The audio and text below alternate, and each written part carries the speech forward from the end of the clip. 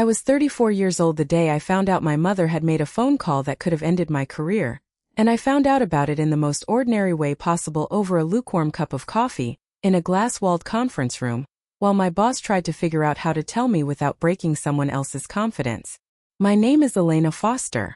I'm a senior marketing manager at Halloran Freight and Logistics, a mid-sized trucking and warehousing company headquartered outside Columbus, Ohio. I have a husband named Tom, who teaches high school history and coaches the debate team. I have 2 kids, Sophie, who was 9 that year and already smarter than both of us combined, and Max, 6, who lost his front tooth the week all of this started and would not stop talking about it. For 14 years, I built a career out of being the person people could count on. I showed up early. I stayed late when it mattered. I turned around campaigns other people said couldn't be done in the time we had.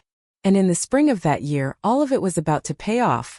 I was 6 days away from being named Director of Marketing and Communications, a role that would put me on the leadership team for the first time in my life. 6 days away.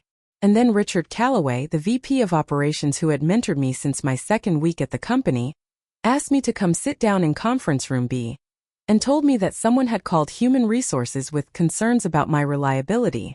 He wouldn't tell me who. Not at first. HR policy, he said. Anonymous tip line. But I already had a feeling low in my stomach, the kind of feeling you get when a familiar car turns onto your street. Because there was exactly one person in my life who used the word unreliable about me the way other people use a person's name.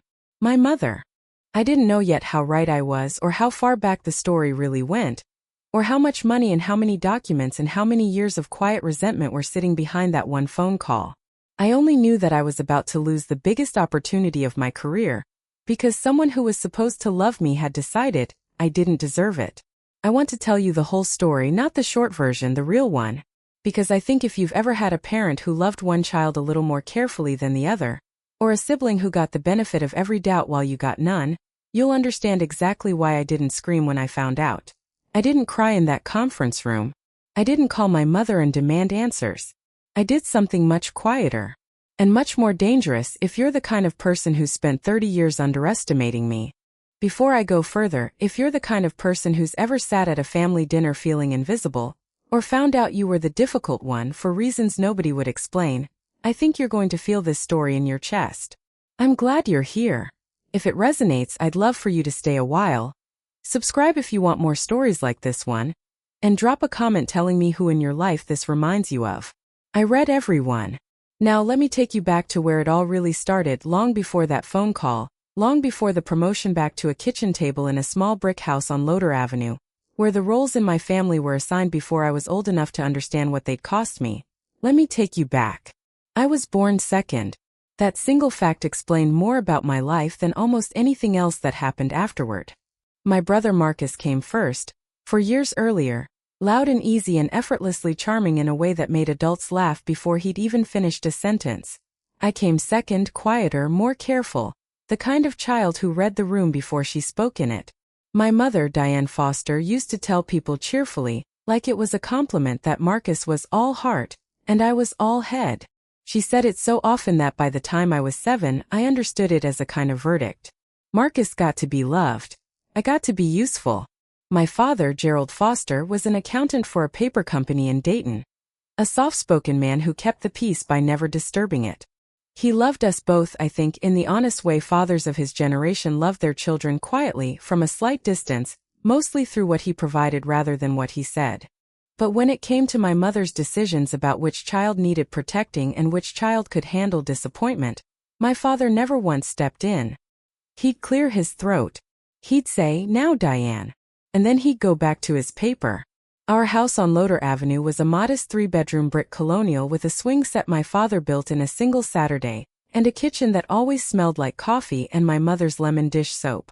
It should have been a happy house. In a lot of ways it was.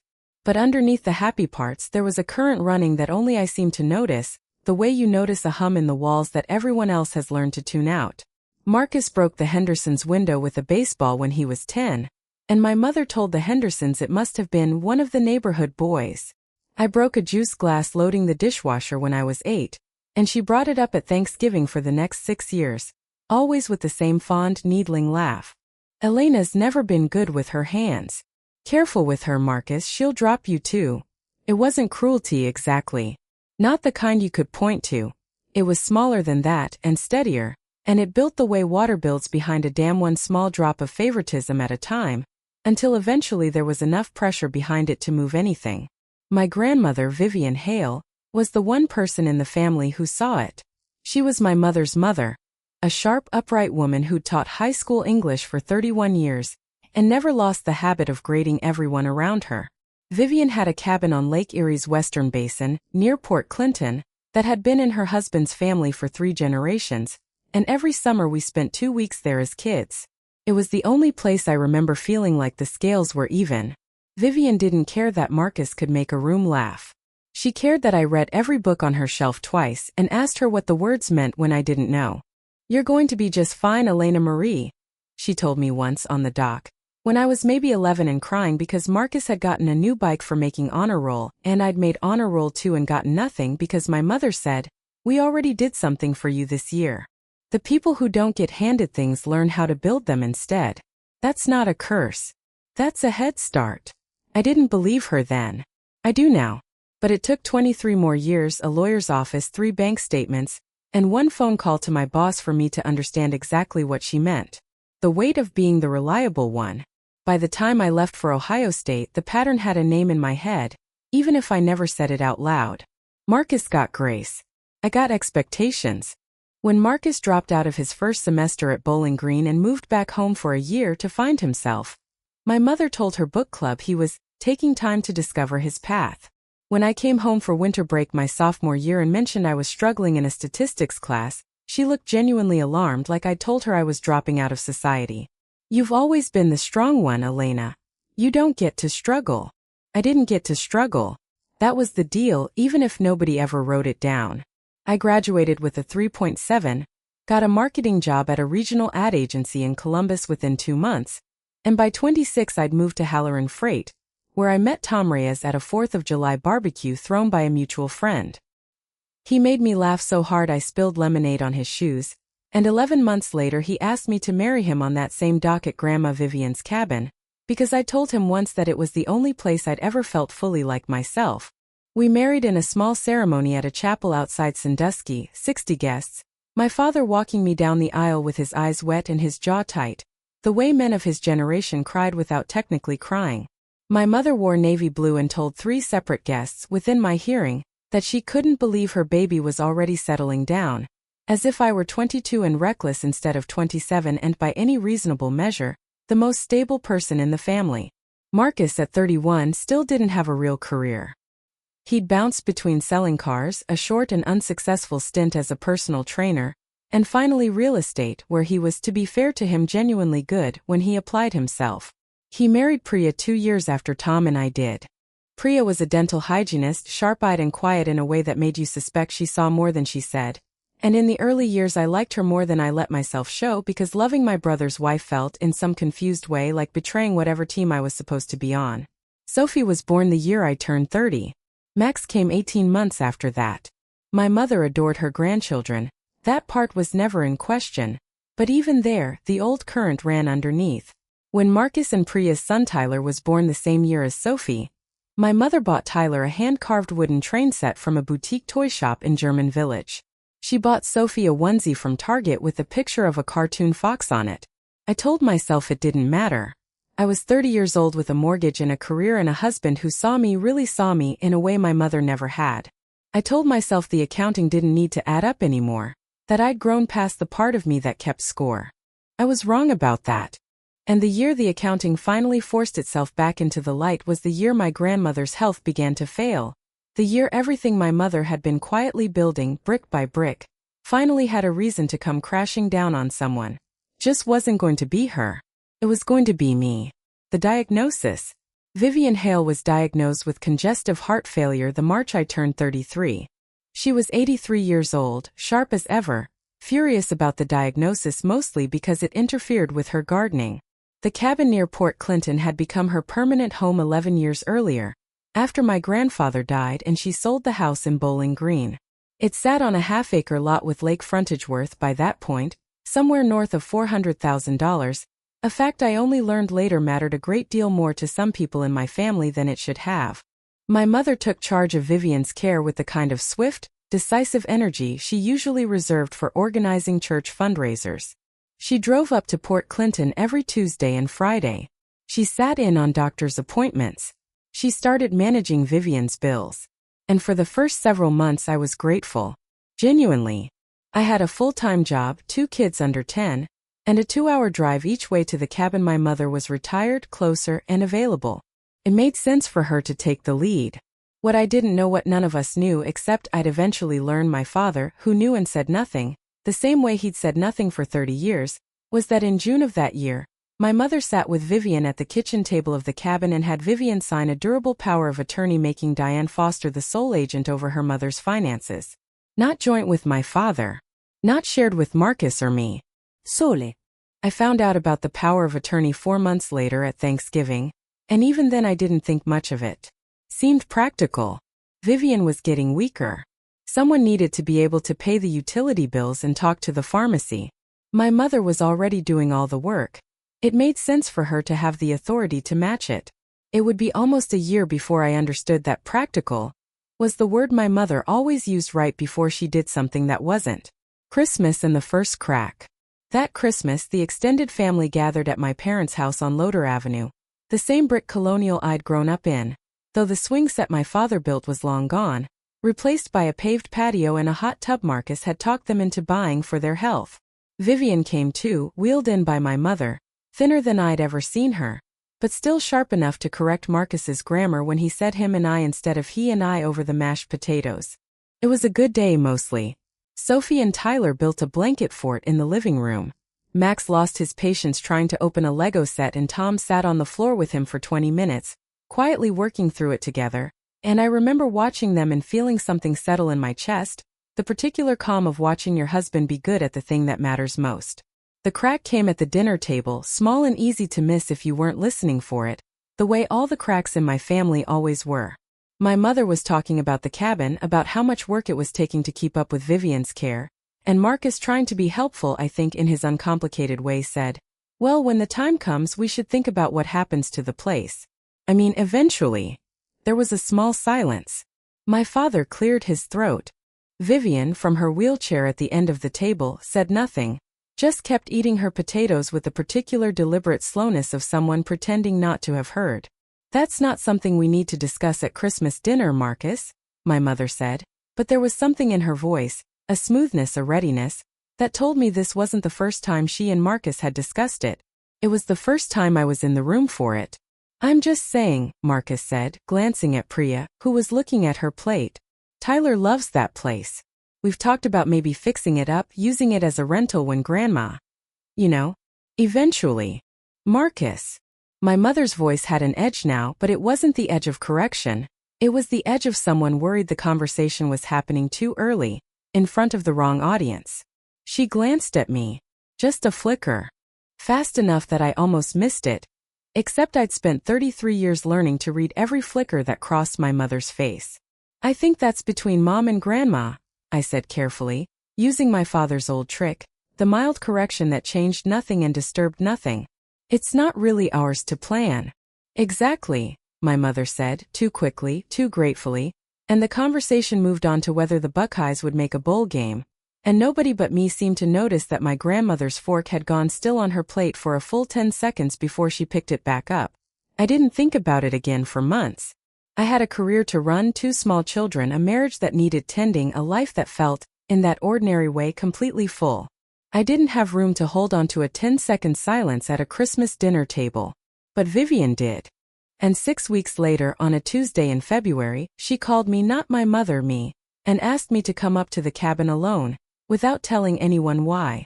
I didn't know it yet, but that phone call was the first thread of the rope I'd eventually use to pull the whole thing apart. If you've ever noticed a small moment at a family gathering that felt like it meant more than everyone let on, I promise you, your instincts were probably right. Stay with me because this story only gets more layered from here, and I think you're going to want to see exactly how it all connects. Now let's go back to that Tuesday in February, and the conversation that changed everything. The cabin in February. The drive to Port Clinton takes just under 2 hours from Columbus, And I made it that Tuesday with the radio off, the way I always do when I need to think. February on the lake is a gray, bare, honest kind of season. No tourists, no boats, just the wind coming off the water and the bones of the place showing through. Vivian was sitting by the window when I arrived, wrapped in the quilt her own mother had made. A cup of tea going cold on the side table. She looked smaller than she had at Christmas. The disease was moving faster than any of us wanted to admit. "Close the door, Elena Marie," she said, which was how I knew this was going to be serious. She only used my middle name when she meant business. "Sit down. I don't have the energy to say this twice, so I need you to actually listen." "Isette, your mother has power of attorney over my finances," she said. "You know that." "I know that. What you don't know is that I let her have it because I trusted her to use it the way she said she would, to pay my bills, keep the lights on, handle things I can't handle from a wheelchair. I did not give it to her so she could start moving money 6 months before I'm even dead." My stomach did something slow and cold. "Moving money how?" Vivian reached into the drawer of the side table carefully, her hands weren't steady anymore, and pulled out a bank statement folded into thirds. "I get these mailed here. Your mother doesn't know I still open my own mail when Barbara from next door brings it in for me before she gets here. Look at October." I unfolded the statement. It was from a joint account at Fifth Third Bank, Vivian's account, with my mother listed as agent. In October, there was a transfer of $18,000 to an account I didn't recognize. In December, another transfer, $11,000. In January, $6,000 more. $35,000, Vivian said, watching my face. "In 4 months. I asked your mother about it at Christmas quietly before dinner in the kitchen. She told me it was for estate planning fees and setting up a trust to protect the cabin from taxes when I pass. She said it was what her lawyer recommended. Do you believe her?" Vivian's jaw tightened, the same tight jaw my father got, the same one I saw in the mirror sometimes when I was trying not to cry in front of my kids. I believed her for about 6 weeks. Then I asked Barbara's son-in-law, who's an estate attorney in Sandusky, to look at what a trust like that would actually cost. He said maybe $3,000, $5 if it's complicated. Not $35. The room was very quiet. Outside, the lake was the color of pewter, and a single gull was fighting the wind over the dock. "Grandma," I said slowly, "where do you think the money's going?" "I think," Vivian said, "that your mother is moving money into an account that isn't mine before I die, so it never has to be split between you and your brother when I'm gone.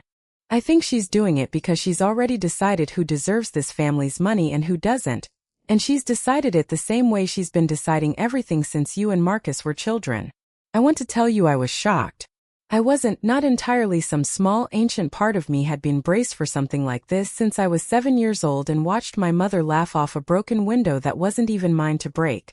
But hearing it said out loud, by the one person in my family who had never once made me feel like the lesser child, still landed like a hand against my chest. "What do you want me to do?" I asked. Vivian looked at me for a long moment, and something in her face softened, the way it used to when I was a girl on that dock, crying about a bicycle that wasn't mine. "I want you to be careful," she said. "I want you to get proof before you do anything. Because your mother is very good at making the truth sound like an accusation. And I want you to know that whatever happens with this money, whatever she's planning, I already changed my will in January. Barbara's son-in-law helped me do it properly, notarized, filed. You should know that before anyone tells you otherwise. She didn't tell me what was in it. Not that day. I didn't ask. I drove home in the dark with the radio still off, $35,000 and a decade of small cold moments circling in my head, and I told myself I would think about what to do next once I had time to think clearly. I didn't know yet that I was about to lose the ability to think about anything else, because 6 days later, my mother was going to make a phone call that had nothing to do with money and everything to do with making sure I never had the standing to question her about it. The promotion. Let me back up, because you need to understand what I was building toward at work so you understand exactly how much was at stake when it all nearly came apart.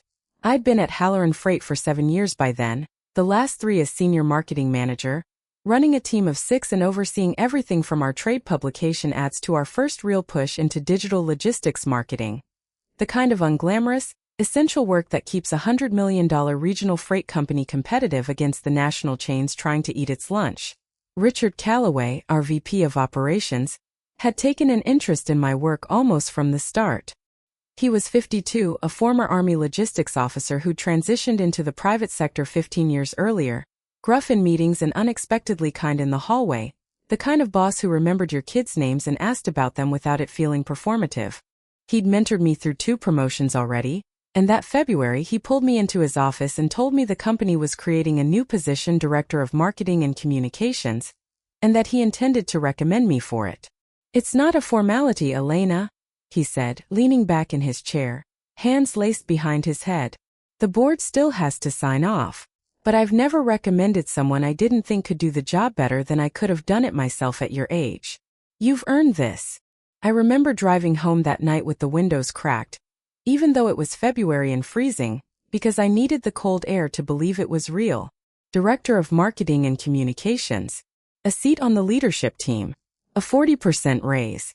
The kind of title that would let Tom finally stop picking up summer tutoring gigs just to cover the gap between our mortgage and our savings goals. I told Tom that night after the kids were asleep, sitting on the edge of our bed with my shoes still on. He hugged me so hard he lifted me half off the floor. And then he made tea because that's what Tom does when he's too happy to sit still. I told my parents 2 days later over the phone on a Sunday. My father said, "Well, look at that. Good for you, Elena," in his quiet, steady way, and I could hear real pride in it, the kind he rarely let all the way to the surface. My mother said, "That's wonderful, honey," and then without any pause at all, "Did I tell you Marcus closed on that big listing on Route 33? For $110,000. And his commission alone is more than most people make in a year."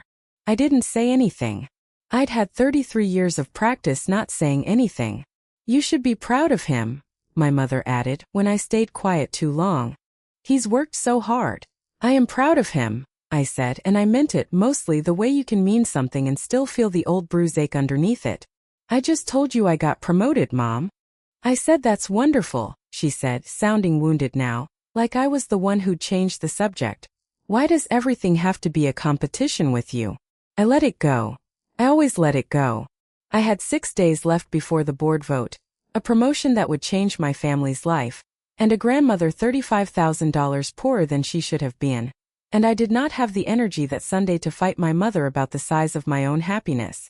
4 days later, Richard Calloway called me into conference room B and told me someone had phoned the company's anonymous ethics and HR tip line and reported concerns about my reliability. Conference room B. I remember the room in specific, useless detail, the way you remember rooms where your life changes, the slight hum of the ceiling vent, the half-empty box of tissues on the table that nobody had refilled in weeks, the way the afternoon sun cut a hard yellow line across the whiteboard. Richard didn't sit across from me. He pulled a chair around to my side of the table, which I'd later understand was his way of telling me, without saying it, that he wasn't the one accusing me of anything. "I want to be straight with you," he said. "HR got a call 2 days ago. Anonymous line, so I don't have a name, and I want you to know I pushed hard for one and didn't get it. The caller said they had concerns about your reliability, said you'd been, quote, known to say you're at work when you're actually not, and that you'd always had trouble following through on things." I felt the floor of the room tilt slightly, the way it does in the first second of realizing something is badly wrong. "That's not true," I said. "None of that is true, Richard. I have never once dash." "I know," he said, and the certainty in his voice was the only thing that kept me from crying right there in conference room B.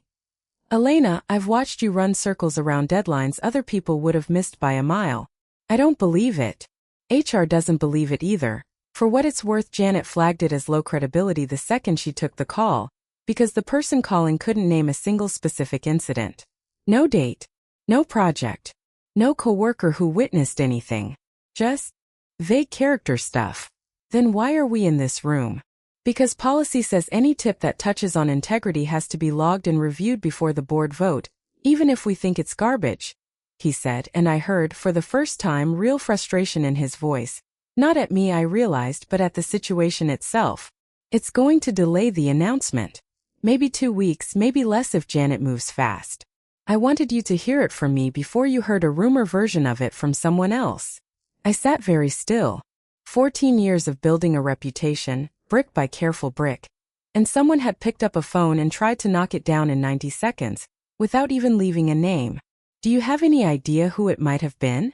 Richard asked gently, the way you ask a question when you already suspect you know the answer but want the other person to get there on their own. I thought about the phone call 4 days earlier.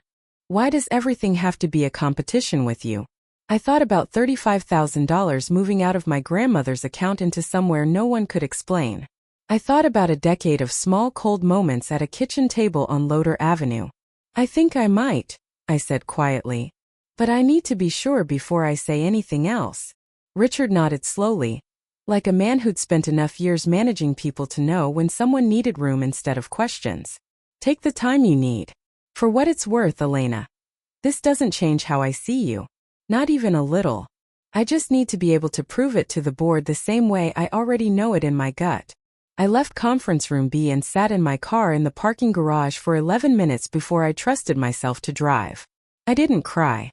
I want to be honest with you about that because I know it's the part of the story where you'd expect me to fall apart and I didn't.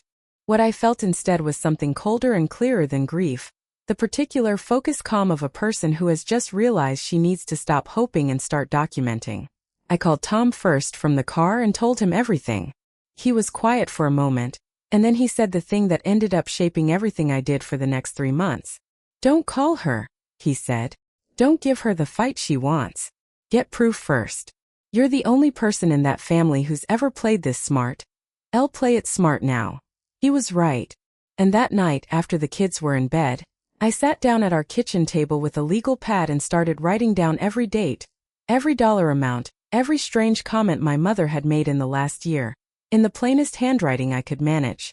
It was the beginning of a file that would eventually be 41 pages long. I want to pause here and say, if you've ever had someone in your family try to take something from you quietly, using words instead of anything you could point to and prove I see you, it's one of the loneliest kinds of betrayal there is, because everyone around you keeps telling you it's probably nothing. If this story is hitting close to home, I'd really appreciate you subscribing so you don't miss where it goes next, because what Elena found in the months that followed was so much bigger than one phone call. Let's keep going. What Amanda knew. The next morning I told exactly one person at work. Amanda Cho, 33, a senior analyst in our finance department and the closest thing I had to a work best friend. We'd started at Halloran the same month, 7 years earlier, and bonded over a shared horror of the office's ancient coffee machine and a shared exhaustion with being the only 2 women in most of our department meetings for the first several years. Amanda had a sharp, careful mind, the kind that made her good at her job and good at friendship in exactly the same way, because she never told you what you wanted to hear if it wasn't true. Someone called the tip line, I told her, over lunch at the sandwich place 2 blocks from the office, keeping my voice low even though the nearest table was empty. Said I was unreliable. No specifics. No name. Amanda's fork stopped halfway to her mouth. That's insane. You've never missed a deadline in your life. You once emailed me a revised deck from the hospital parking lot the day Max was born. I know. Do you know who did it? I told her about the promotion phone call, my mother's non-reaction, the strange comment about Marcus's commission. I told her carefully about the $35,000. I trusted Amanda, but I still wasn't ready to say the words out loud without flinching. Amanda was quiet for a long moment, turning her water glass in slow circles on the table. I don't want to make this weirder, she finally said. But you should know Janet in HR mentioned to me last week in passing before any of this happened, that someone's been asking around the office. Not through official channels. Like actually calling the front desk and asking to be transferred to different departments, saying she was a family member trying to reach you, and then asking whoever picked up some off questions. My stomach dropped. What kind of questions? Whether you seemed stressed lately. Whether you'd been coming in late. Whether people had noticed you struggling to keep up. Janet thought it was strange enough to mention it, because the woman never actually asked to be transferred to you. She just asked the questions and hung up. Did Janet get a name? Diane, Amanda said, watching my face carefully as she said it. The woman said her name was Diane. I sat there in that sandwich shop with my half-eaten turkey club going cold in front of me, and I felt something shift permanently in my chest, not shock, not anymore, but a kind of settling the way a house settles after a long storm, into a new and less comfortable shape. My mother hadn't just made one phone call in a moment of jealousy. She'd been gathering material, building a case. The way you'd build a case against someone you were preparing to discredit on purpose over time, the same careful way she'd been managing Vivian's power of attorney. Elena, Amanda said quietly, I think you need a lawyer. Not just for the money stuff with your grandmother. For this too. I nodded because she was right, and because some part of me, the part that had spent 30 years being the reasonable one, the reliable one, the one who let things go, finally understood that being reasonable wasn't going to be enough this time. The first real conversation with Tom. That night, after the kids were asleep and the dishwasher was humming its low mechanical hum through the kitchen, Tom and I sat at our table with my legal pad between us, now 4 pages deep in dates and numbers, and had the first conversation in our marriage that felt like planning something instead of just surviving it. Tom is not a hot-headed man.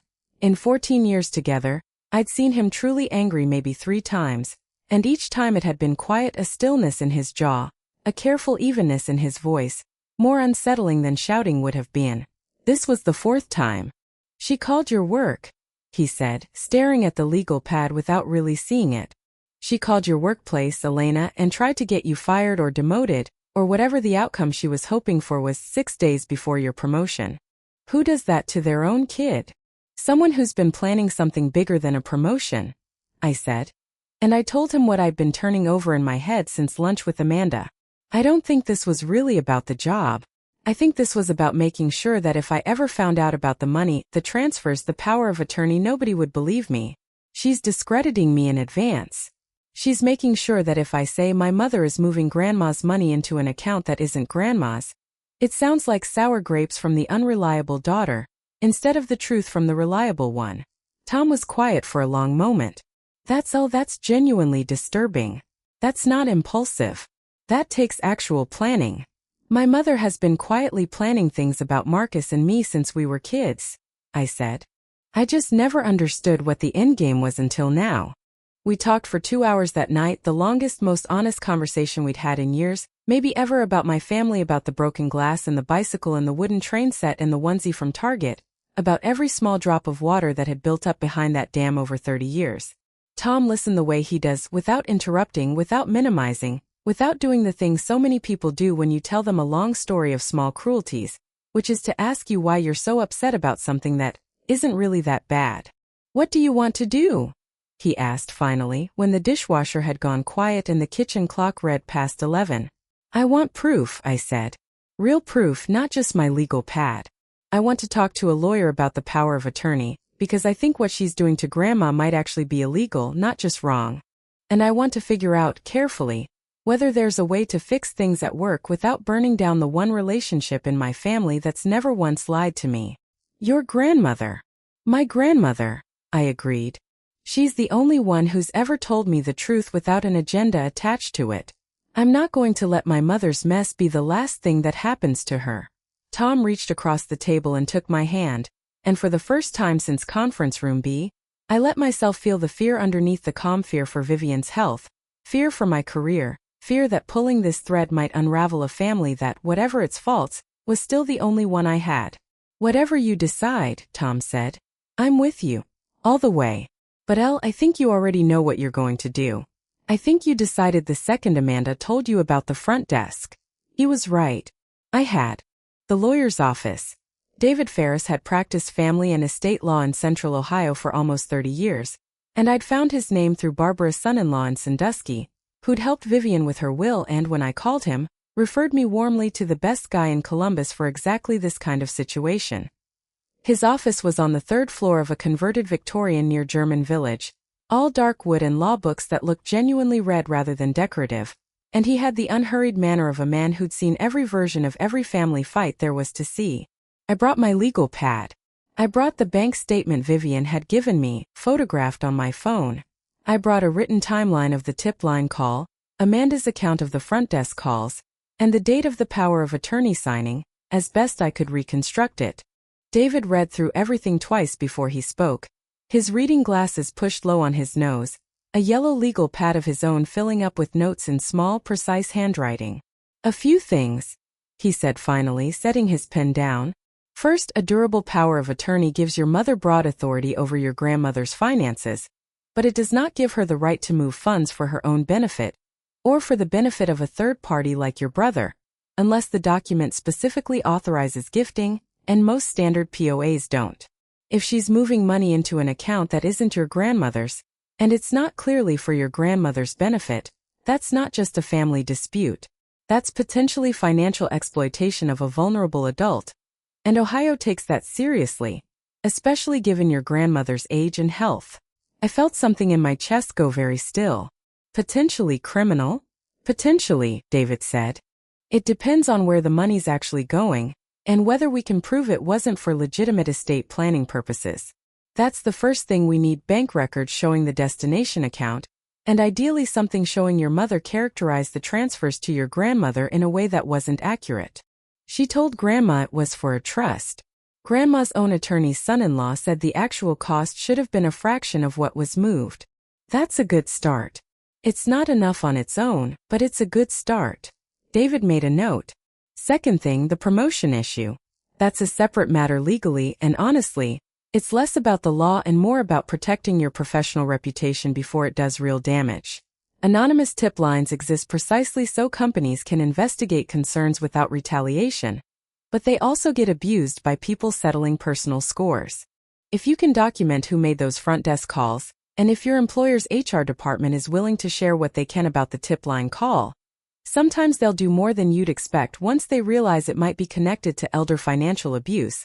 That could matter both for your job and, frankly, for showing a pattern of your mother's behavior if this ever needs to go further. A pattern, I repeated. Judges and juries don't like isolated incidents as much as they respond to patterns, David said.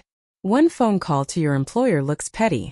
One phone call to your employer, combined with unexplained transfers from a vulnerable adult's account, combined with your grandmother's own testimony that your mother misrepresented what the money was for, that's not petty anymore.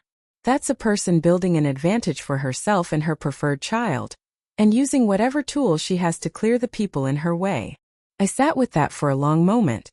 Hearing it from a stranger in careful legal language made something that had lived in my chest as a feeling for 30 years suddenly solidify into a fact. What do I do first? I asked. First, nothing dramatic, David said. No confrontation yet. You need 3 things before you say a single word to your mother. Full bank records for the account the money moved into, if we can get them through your grandmother, since it's her money and her right to request them. A clear, written account from your grandmother of what your mother told her about the transfers, dated and ideally notarized or at least witnessed, and whatever documentation your employer will share about the tip line call and the front desk incidents. Get all 3. Then we talk about what happens next. I left David's office with a folder of notes and a strange new sensation settling into my bones. Not anger, not yet, but something steadier. Purpose.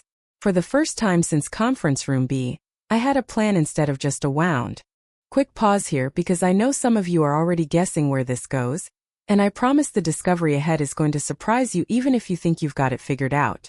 If you're new here, this is the part where the story really starts building, so hit subscribe if you haven't, and let's get back to it. Elena still had to face her grandmother with the truth of what she suspected, and Vivian's reaction was not what she expected at all. What Vivian already knew. I drove back up to Port Clinton the following Tuesday, this time with Tom, because I didn't trust myself to have this conversation alone and stay as calm as I needed to be. Vivian was having a better day, sitting up in her armchair by the window instead of the bed, color in her cheeks that hadn't been there in February. She listened to everything I told her: the lawyer's office, the phrase financial exploitation of a vulnerable adult, the tip line call at my work, with a stillness that unsettled me more than tears would have. When I finished, she was quiet for a long moment, looking out at the lake. I want to tell you something, she said finally. And I want you to understand I'm not telling you to make excuses for your mother. I'm telling you because I think you need to understand where some of this comes from, even if it doesn't forgive it.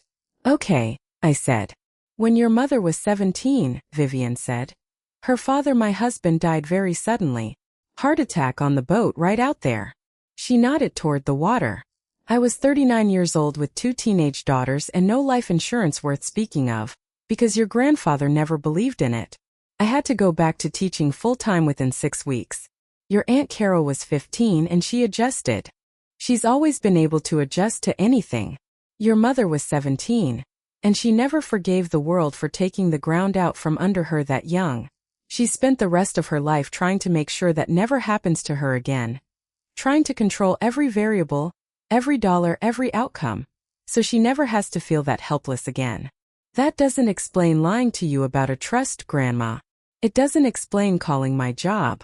No, Vivian agreed. It doesn't excuse it, and I'm not asking you to excuse it.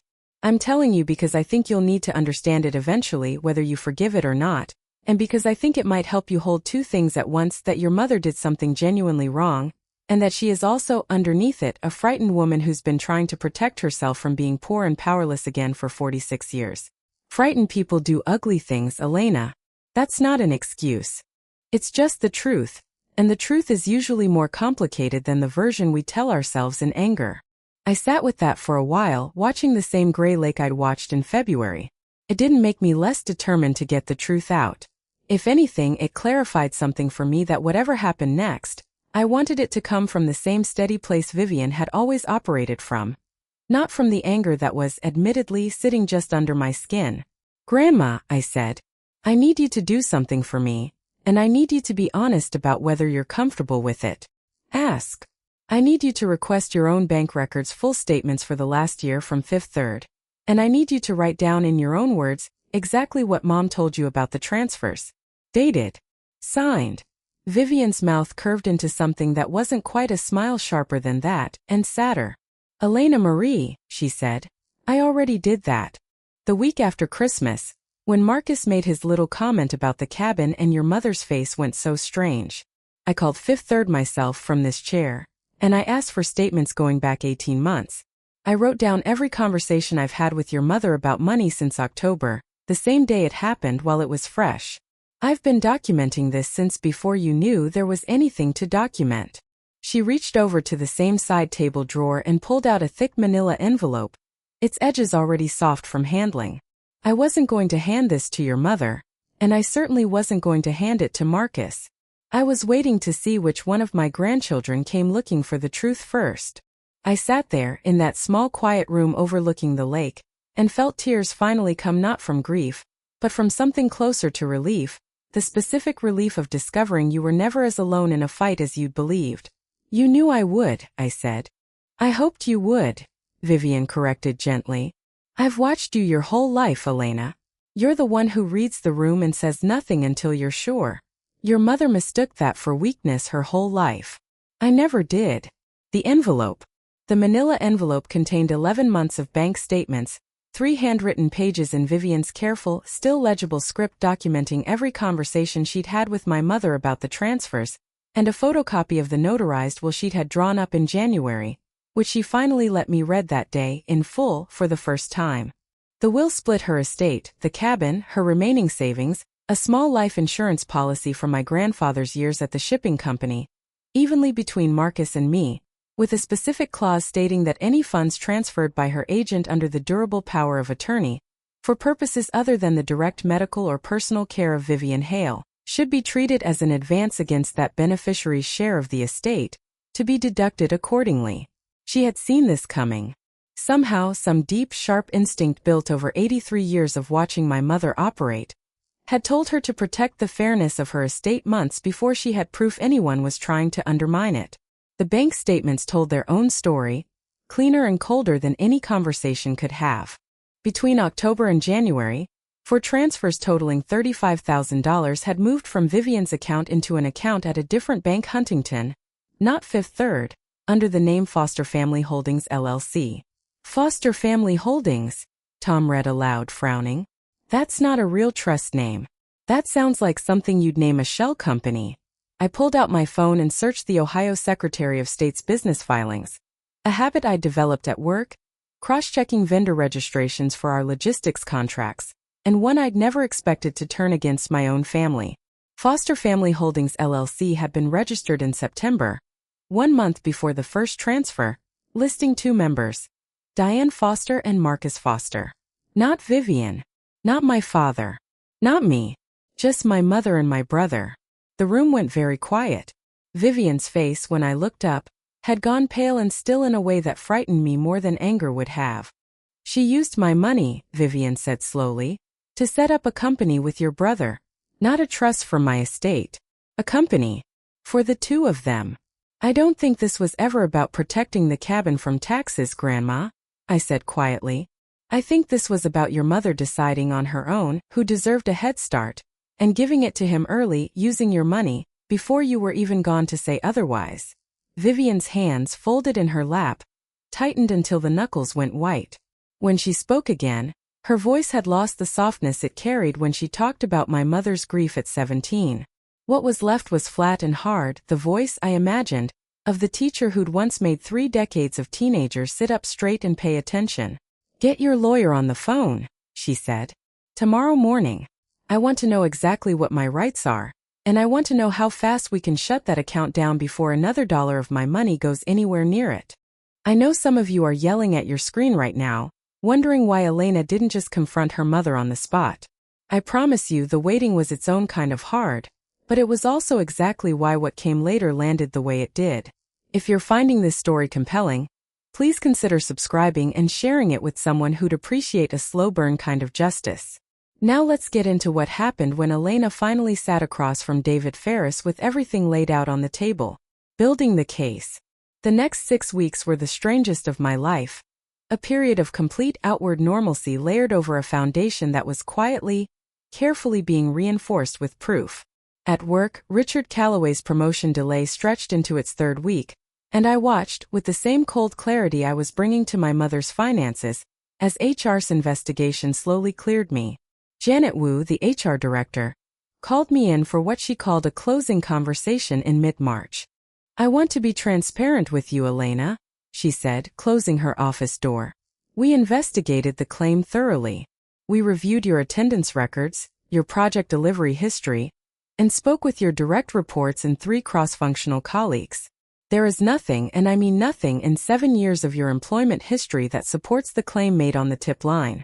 We're closing the investigation as unsubstantiated. Thank you, I said, and meant it, though the relief was smaller than I'd expected, because I already knew the claim had never been about the truth. Off the record, Janet added more quietly, the front desk incidents you mentioned to Amanda, I did some digging. We have call logs. 3 calls over 2 weeks, all from the same number, all asking versions of the same questions about your reliability, none of them ever actually asking to speak with you. I can't share the number with you directly. That's a privacy matter. But if you ever need it for a legal proceeding, we can provide it under subpoena, or you're welcome to request it be part of any formal record if this becomes necessary. I understood what she was telling me without saying it outright. The company had documentation.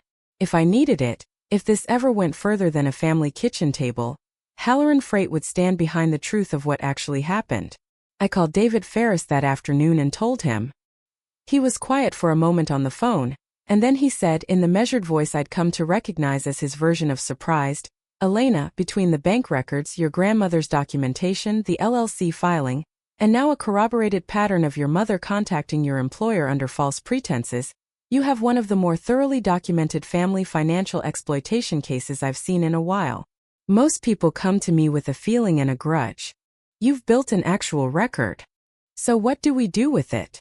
That depends on what you want the outcome to be, David said.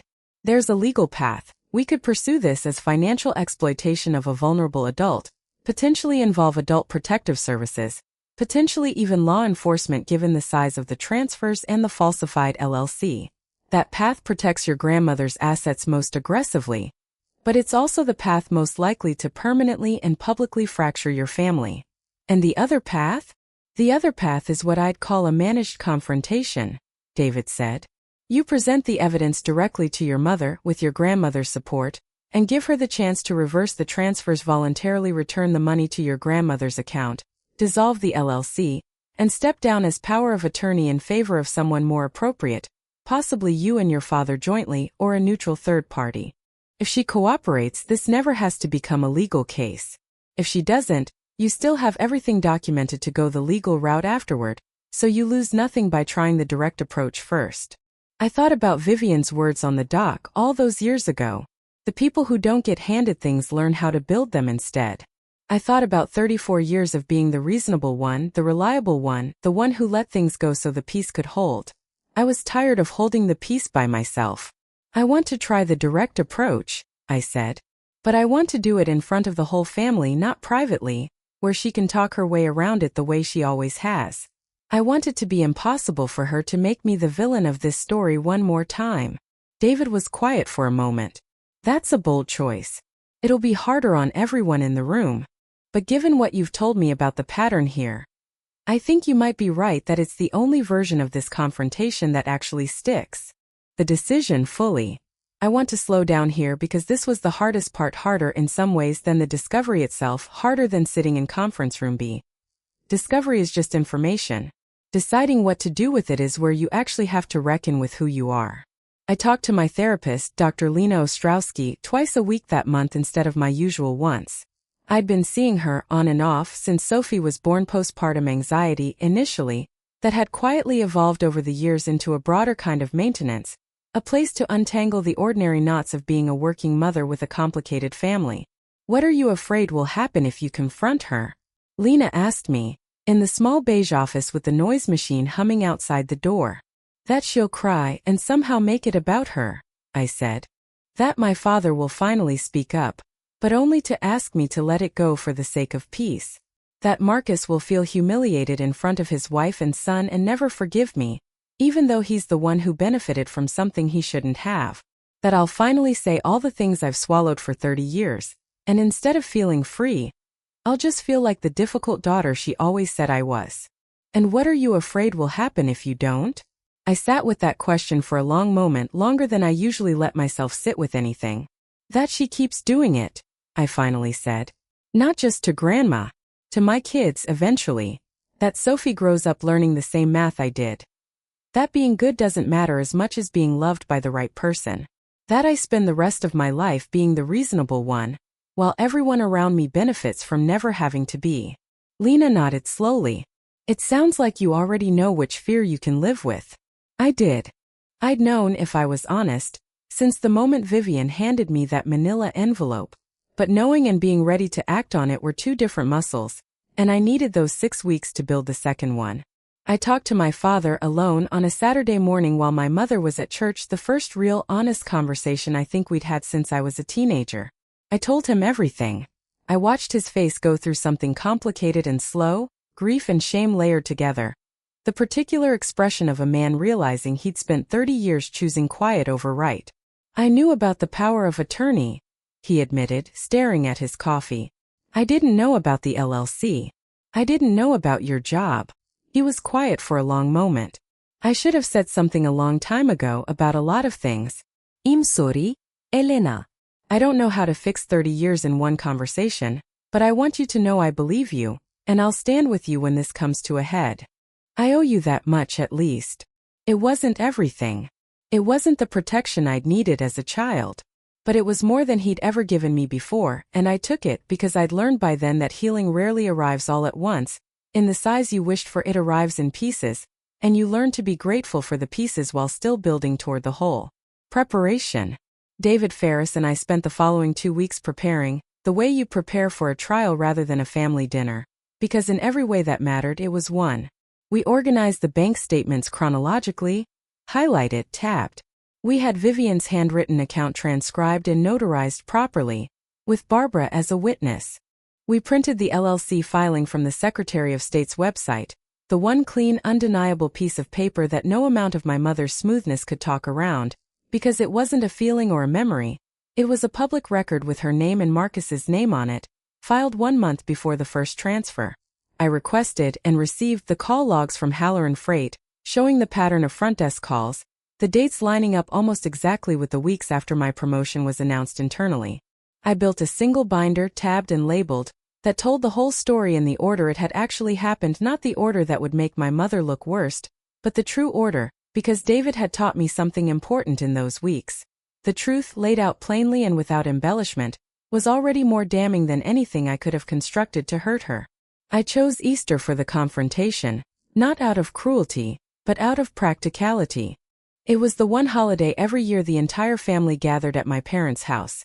My parents, Marcus and Priya and Tyler, Aunt Carol and her daughter Brianna, and that year Vivian too, well enough by April to be wheeled in for a few hours if the weather cooperated. Everyone who needed to hear the truth in the same room at the same time would already be there. I told Vivian my plan.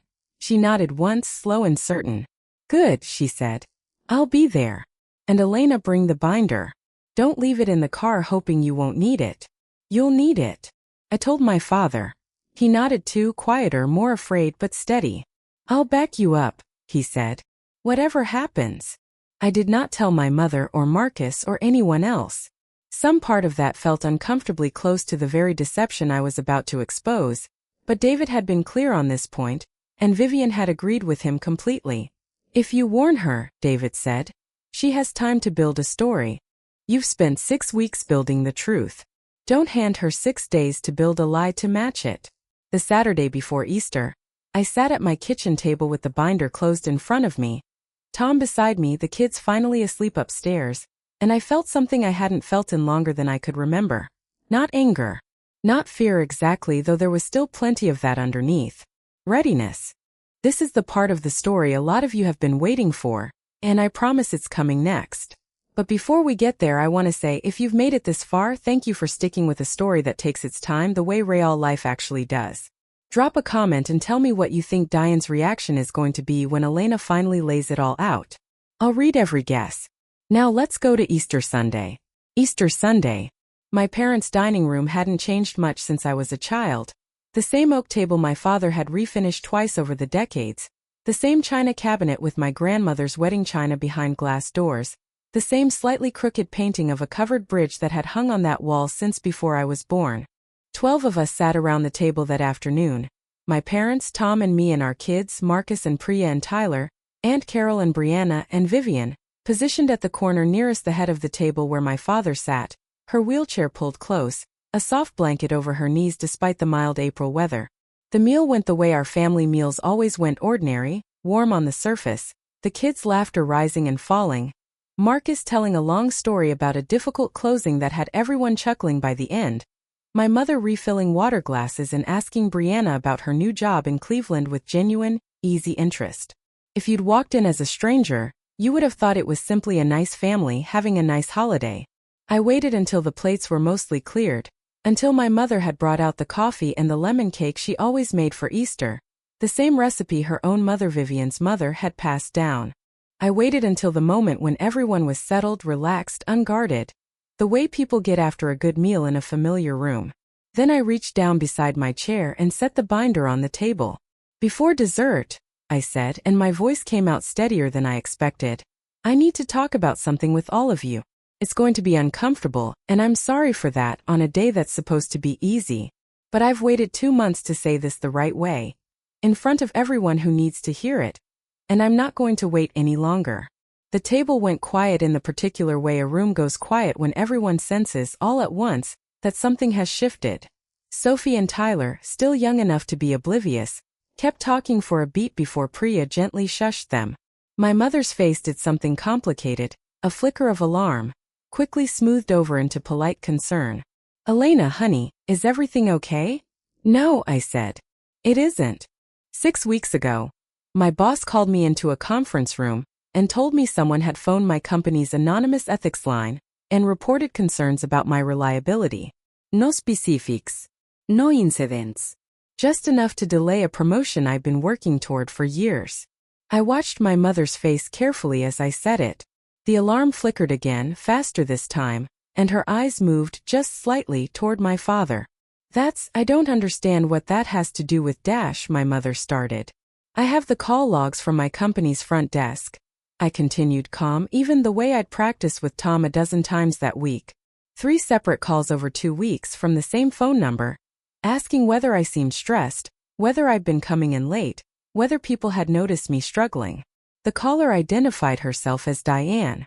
The room was completely silent now.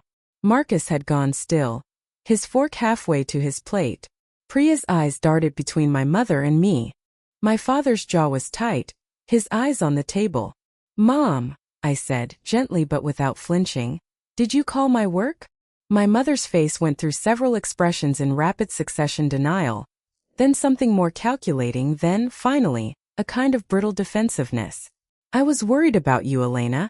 You've seemed so stressed lately with the kids and the job, and I thought maybe someone at your company should know. In case you needed support. That's not what those calls were, I said, still calm, though my hands, out of sight beneath the table, had curled into tight fists. Those calls were designed to make my employer question my judgment right before a promotion vote. And I think I understand why now. I think it's connected to something else. I opened the binder. I laid the pages out one at a time in order, the way David and I had planned, not rushed, not dramatic, just steady, the way you'd present findings in any serious meeting. In June of last year, Grandma signed a durable power of attorney making you her sole financial agent, I said, looking at my mother. That made sense. You were doing the most for her care. Nobody questions that. I turned to the next page. In September, an LLC called Foster Family Holdings was registered with the state of Ohio. 2 members. You and Marcus. I looked up. Marcus's face had gone pale, his eyes wide, and I understood in that moment with a strange, complicated relief that he genuinely hadn't fully understood what he was part of. Mom, Marcus said slowly, you told me that was for you said that was so we could handle the cabin's expenses more easily once Grandma He stopped himself, glancing at Vivian, who sat perfectly still watching, her hands folded in her lap. In October, November, December, and January, I continued, sliding the bank statements across the table, $35,000 moved out of Grandma's account and into Foster Family Holdings. Grandma didn't authorize a trust for $35,000. She authorized a trust that should have cost somewhere around $3,000 to $5,000, according to an actual estate attorney. She was told the rest was fees. That's not, Elena, you don't understand how estate planning works. There are costs you don't. My mother started, her voice rising slightly, the practiced smoothness starting to crack at the edges. I do understand, Vivian said, and every head at the table turned toward her. Her voice was quiet, but it carried the same authority it must have carried over 3 decades of classrooms. Because I asked Diane. I asked you at Christmas in the kitchen what the money was for, and you told me a trust to protect the cabin from taxes. I believed you. I've spent 5 months believing you. And then I checked. The silence that followed was different from the one before it, heavier, final. The sound of a room understanding that the person at its center could no longer talk her way past what was on the table. I did what I thought was right, my mother said, and her voice had gone thin now, stripped of its usual polish.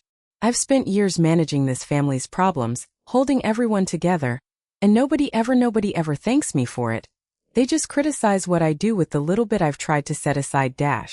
You didn't set aside anything, I said, still calm, though something in my chest had gone tight and hot.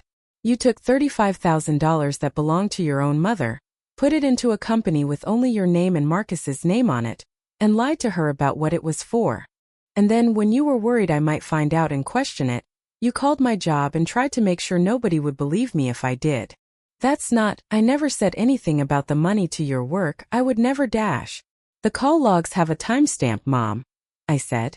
3 calls, all placed the week after the internal announcement about my promotion went out. I didn't tell you about the promotion delay until you'd already made the calls. You knew before I did, because you're the one who caused it. My mother's face crumpled not into the composed, wounded expression I'd watched her deploy my whole life, but into something rawer, something closer to what I imagined 17-year-old Diane must have looked like, standing on a boat dock the day her whole world came apart. For a moment I almost softened. Almost. I've spent my whole life being afraid of not having enough, she said quietly to the table, to all of us. I watched my own mother scramble after my father died, and I swore I'd never let that happen to my children, that I'd make sure at least one of you had something solid to stand on. At least one of us, I repeated. Say that part again, Mom. Out loud. In front of everyone. She didn't. She sat there, her hand pressed flat against the tablecloth, and said nothing. I looked around the table at my father, whose eyes were wet but whose jaw was set in something firmer than I'd ever seen from him. At Marcus, who looked genuinely stricken, turning to look at Priya, then at Tyler, as if only now understanding what kind of family he'd been building his son inside of. At Aunt Carol, her hand over her mouth. At Vivian, calm and unshaken at the head of the table, watching her daughter with an expression that held both sorrow and a kind of terrible clarity. "I'm not doing this to punish you, Mom," I said, and I meant it even in that moment. "I'm doing this because I'm done being the person who gets to be reliable and never gets to be protected. I'm done being the daughter who's supposed to be strong enough to absorb whatever's left over after Marcus gets the soft landing. And I'm done letting you decide, quietly behind everyone's back, who in this family deserves things and who doesn't." The room was silent. Somewhere down the table, Sophie's small hand found mine under the tablecloth, and I held it, grounding myself in the one uncomplicated love in the room. "What do you want from me?" my mother finally said, not quite a question, more like a surrender. "I want the $35,000 back in Grandma's account with interest within 30 days, I said. "I want foster family holdings dissolved. I want you to step down as Grandma's power of attorney in favor of Dad and me jointly, effective this week. And I want you to never, under any circumstances, contact my employer again, for any reason about anything."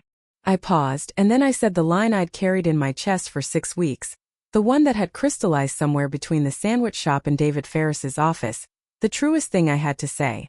"Being reliable was never supposed to mean being invisible, Mom. I built my whole life proving I could be trusted with everything. And all it earned me was being trusted with everything and protected by nothing. That's over." What happened next in the room? Marcus was the first to speak after the silence stretched almost unbearably long. His voice, when it came, was unsteady in a way I'd never heard from him. "Mom," he said, "did you actually use Grandma's money for that LLC? You told me it was money you and Dad had saved, that you wanted to help me get ahead since I've had a harder time finding my footing than Elena has. Marcus," my mother started. "No, I need you to answer me," Marcus said, and something in his voice had hardened, the easy charm stripped away for the first time in my memory. "Because if you took Grandma's money and lied to me about where it came from, that's not just something you did to Elena. You made me part of it without telling me. You made me a thief, Mom, and I have a son sitting right here." Tyler, 12 years old and clearly understanding more of what was happening than any of us wanted him to, looked up at his father with wide, uncertain eyes. My mother didn't answer. She sat with her hands folded on the table, staring at the tablecloth, and for the first time in my life, I watched her run out of words entirely. My father cleared his throat, the old familiar sound, except this time when he spoke, it wasn't to smooth things over. "Diane," he said, quietly but clearly, "I should have said something a long time ago. I knew things weren't right and I let it go because it was easier than fighting you on it. That's on me. But I'm not staying quiet about this. Elena's right. And I'll help however I need to fix it." Vivian, from her wheelchair, spoke last, and her voice, though soft, carried the particular finality of a teacher closing a lesson. "Diane," she said, "I love you. You are my daughter, and nothing that happened today changes that. But you are no longer my power of attorney, effective the moment I get home and can call my lawyer. And I want you to understand something, because I don't think you've let yourself understand it in a very long time. Being loved less carefully than you deserved as a girl does not give you the right to love your own children unevenly as a grown woman. You had a chance to break that pattern. Instead, you handed it to the next generation, and today your daughter was brave enough to hand it back." Nobody spoke for a long moment. Then Sophie, in the clear, unfiltered way of a 9-year-old, looked up at me and said, "Mom, can we still have cake?" And somehow, impossibly, that broke something in the room, not into laughter exactly, but into a kind of exhausted release, the tension finding somewhere to go. My mother, still silent, rose from the table and walked into the kitchen alone. Nobody followed her.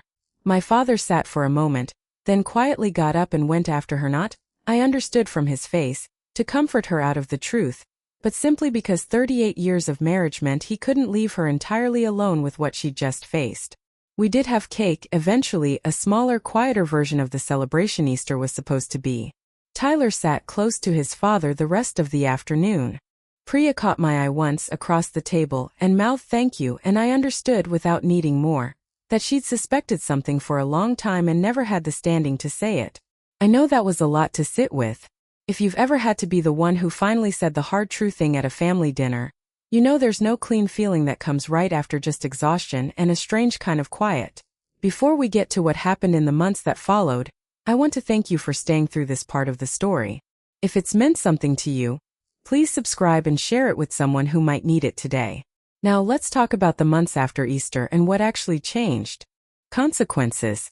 The $35,000 was returned to Vivian's account within 3 weeks, transferred back by my mother herself, along with an additional $1,100 my father insisted on adding as informal interest, though nobody had actually calculated what was legally owed. Foster Family Holdings was formally dissolved in May, the paperwork filed by David Ferris on Vivian's behalf, at my mother's surprisingly quick cooperation. My mother stepped down as power of attorney the week after Easter. My father and I took over jointly, a fact that still months later felt strange to say out loud. My quiet, conflict-avoidant father, finally standing beside me instead of behind my mother. At work, once the HR investigation formally closed as unsubstantiated, the board voted in early May, and I became Director of Marketing and Communications at Halloran Freight and Logistics, 6 weeks later than originally planned, but real and mine, and untouched by anyone's lie. Richard Calloway took me to lunch the day it was announced and told me, in his characteristically gruff way, "I've watched a lot of people fall apart under less pressure than what you were carrying these last 2 months. You didn't just survive it, Elena. You ran the department better than ever while you were carrying it. That's the kind of director I wanted." Not everyone in my family found their way to something as clean as vindication.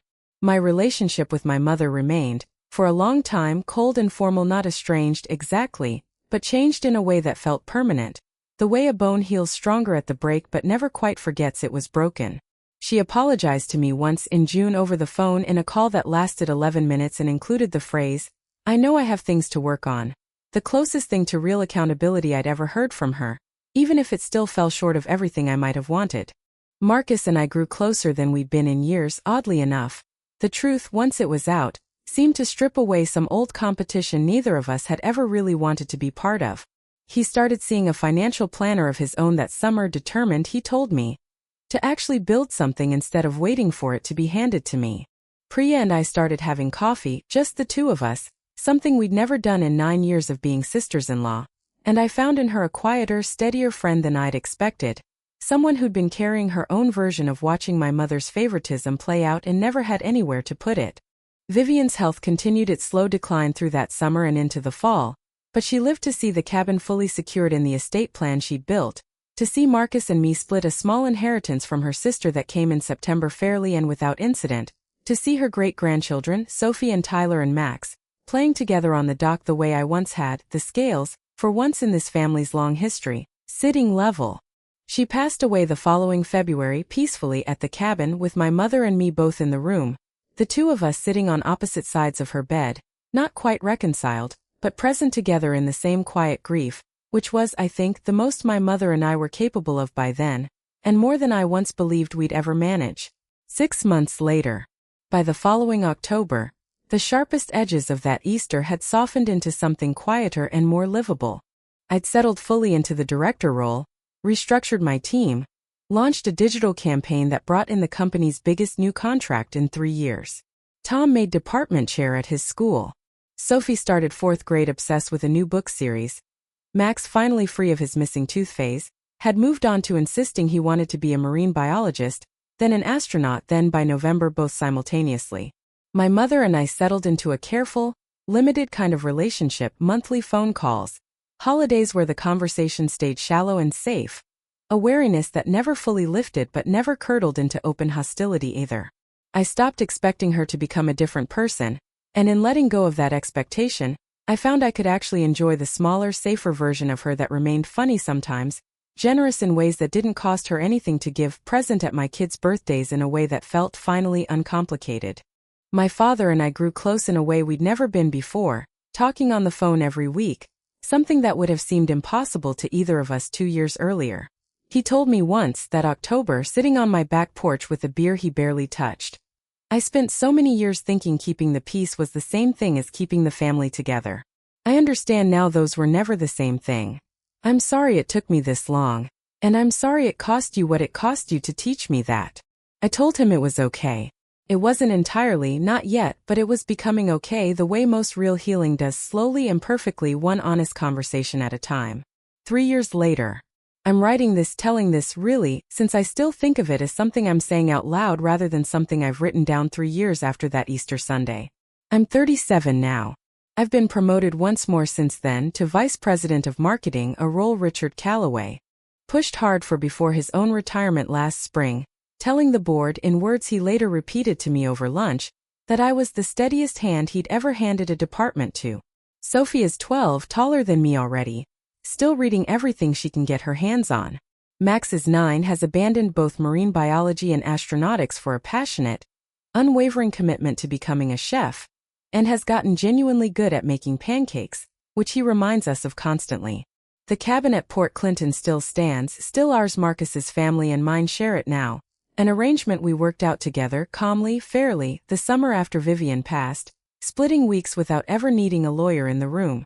Tyler is 15 now, and last summer, on the same dock where Vivian once told me that people who don't get handed things learn how to build them instead, I watched him teach Max how to skip stones, patient in a way that made me think, with a strange rush of hope, that maybe the pattern really had broken, that maybe this next generation would grow up without ever needing to learn the particular arithmetic I spent 30 years learning. My mother and I are not close, not in the way daughters and mothers are supposed to be in the stories we're told to want. But we are honest with each other now, mostly in a smaller, more guarded way than I once hoped for and have finally mostly made peace with. She's never again asked me to be less than I am to make room for someone else's comfort. That, it turns out, was most of what I ever actually needed from her. Final reflection. I think about that Sunday in conference room more than almost any other day of my adult life.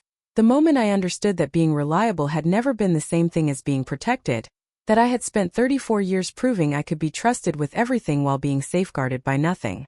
I didn't scream at my mother. I didn't cut her off entirely, or burn the family down out of spite, or take some cold satisfaction in her humiliation. I did something slower and I think in the end something stronger.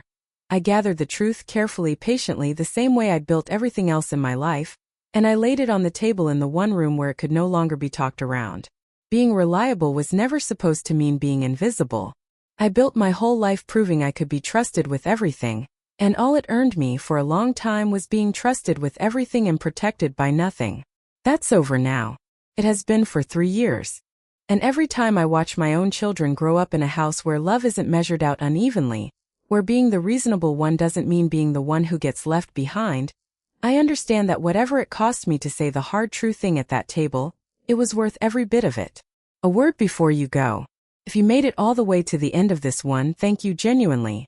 Stories like Elena's take time to tell the right way. And I know it's a big ask of your evening or your commute or whatever quiet moment you carved out to listen. If this story meant something to you, I'd love for you to comment and tell me what part stayed with you the longest. And if you haven't already, please subscribe.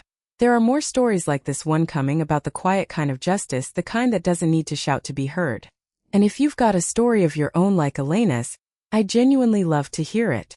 Sometimes the bravest thing a person ever does is simply tell the truth calmly, in the one room where everyone finally has to listen.